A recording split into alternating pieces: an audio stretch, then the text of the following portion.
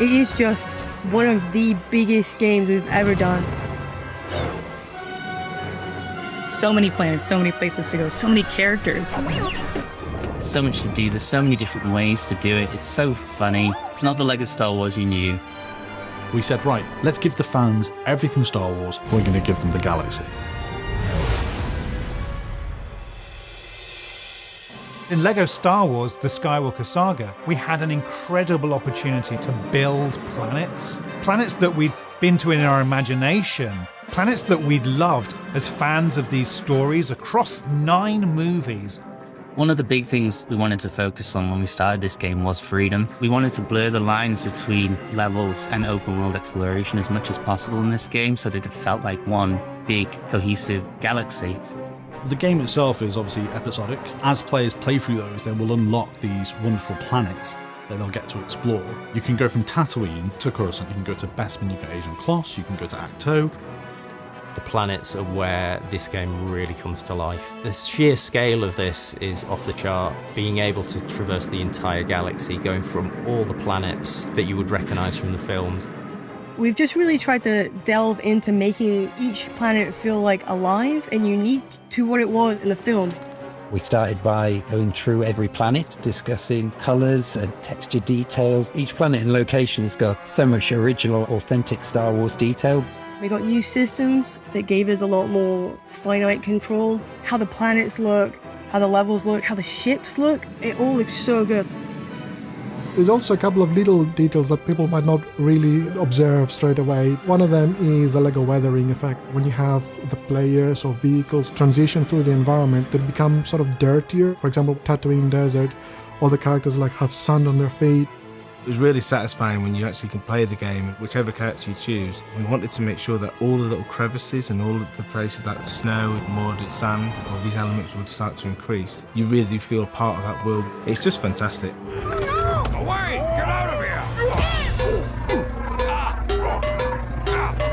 I find it impossible to pick a favourite planet. I mean, there's so many great ones to choose from.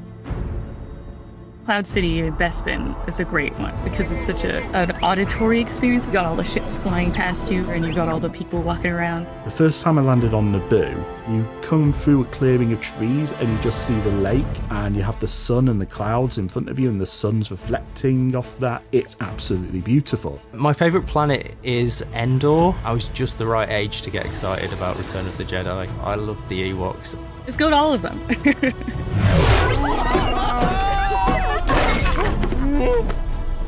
The world of LEGO Star Wars The Skywalker Saga needed to be alive. So we built a galaxy with space missions, with side quests, with all kinds of secret challenges wherever you go. My favourite mission is on Tatooine, and it's being able to feed the Sarlacc pit, going around and collecting things to feed, so it's just a joy. There's a mission in the game in Echo Base, and I just really love the Wampa in it. He's so nervous and he doesn't want to get caught, and you're just trying to help him sneak out the base. There are some missions where the player will follow a string of missions. That mission giver might send you from Acto to Exegol, and you've got to travel across the galaxy and finish that mission. And that's something new we haven't actually done in previous games so much. Within our game, there's a lot of collectibles, and the Kyber bricks are something the players are going to find throughout the planets. These are awarded in puzzles and sometimes can be awarded in missions. Along the way, you can get distracted by all sorts of collectibles and missions to take on. And before you know, you realise, I haven't continued the story in about half an hour. I've been too busy collecting Kyber bricks. Completing missions and other events are how you unlock your favourite ships to fly around and your favourite characters. You'll see characters in this game that you have never seen in any of our Star Wars games. We created them just for this game. I really love that you can play as Mama the Hutt, which I think is just great because I want to be Jabba with lipstick on. Characters such as Yaddle.